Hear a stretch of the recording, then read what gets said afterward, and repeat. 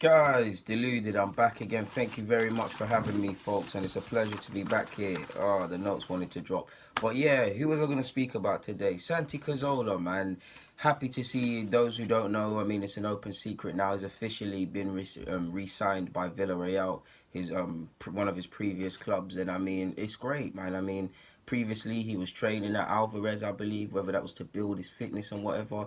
Allegedly, he had a trial slash training with Villarreal, and they've seen enough of him and deemed him fit enough because of his injury problems. He's definitely not on technical ability enough to give him a 1 year deal or so, and hopefully, hopefully he gets another deal on top of that and can end it, have a final 18 months, 2 years at the top, man, because he's been through a lot. 9 or 10 operations, setbacks, infections, skin grafts, people talking about losing legs. So it's a fantastic story, man, and it couldn't have happened to a nicer person in the sense that there's a happy ending. Of course, it's tragic how his definitely the last 2, maybe even 3 years of his Arsenal career has gone for someone that's given so much, someone that I believe is pretty underrated, considering he's won 2 FA Cups here and has always made the difference for us. He's been a winger, he's been a cam, he's been a deep line playmaker slash defensive mid.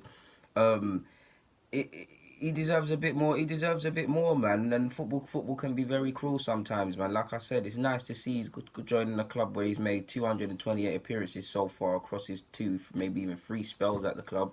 He was there at 08, from 08 to around 012. Obviously, I highlight that because I highlight them 2 years in particular because he was playing good football and he was in the Spanish side and as they won 2 European Championships. Obviously, he would have went 2010, but he was injured them times. He's won 2 FA Cups here. He's done a lot for the club, man. Of course, we're in a day and age where everybody's classed as a legend. I saw some people classing Thomas Rosicky and Hileb as Arsenal legends. I mean, don't get me wrong, they're favoured players, but legend, that term gets thrown around too often. And while Santi isn't a legend, he definitely should be held in higher regard than by some Arsenal fans and Arsenal fans in general. Definitely considering what he's given our club, man. Like, ultimately, it's nice to see simply that he's got a new club. I mean, it's not a secret. Marcos Senna and a couple of Villarreal people that are linked to the club kind of gave this information on Spanish radio a few weeks ago. But it's been officially done, man. And I mean, what more can you say other than well done, Santi, man? Like, he obviously, and away from sentiment, it wasn't best to give him a new contract here. There was even talk of a player coaching role if Arteta came into the club.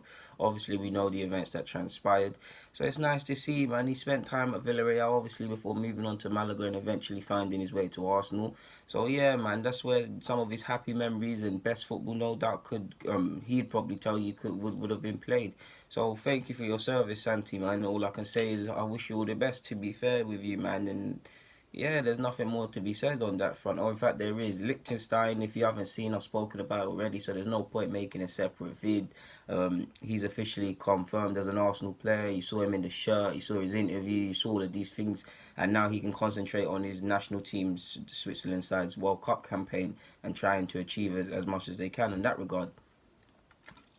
I like what he's had to say. He's like he said he wants to help the challenge of helping to bring Arsenal back to the Champions League, and he said he hopes his experience on and off the pitch will rub off on players. He's here to help. He said all the good stuff. One thing I did like, he compared the time of when he first joined Juventus and how they weren't in the Champions League or qualifying for the Champions League or a troubling period to now. So it's a chance to get them back to that level.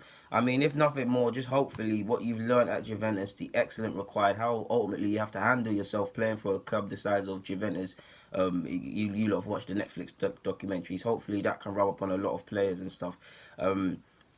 He said he likes balance, he likes to go forward and stuff. And if you look at some of his assists, he actually has done some pretty decent assists of late. And I mean, hopefully he can show Bellerin how to cross the ball, because I mean, as much as I like Bellerin, he has regressed in the final third. I mean, there was a time when Bellerin was like another winger. I'm so sure there was a time when he was wearing vapors. It was like another winger up there. And when the ball fell to him in the final third, you had no qualms. But now he's a bit shaky. Part of that, I believe, is because of the fans and things like that. And he's a bit unsure, like I see with Iwobi. But who knows, man? Obviously, there's him. Socrates allegedly is arriving into the club. Seri allegedly could be joining Chelsea. And apparently, we want a tall midfielder. And we're earmarked in Zonzi. So we'll see how the transfer window unfolds. But at this moment in June the 5th, 6th, 7th, I don't even know the date at this moment in time, I got nothing more to say. And on that note, guys, deluded, get in the comments, subscribe, and do the rest. I'm out. Let me do that again. I'm out.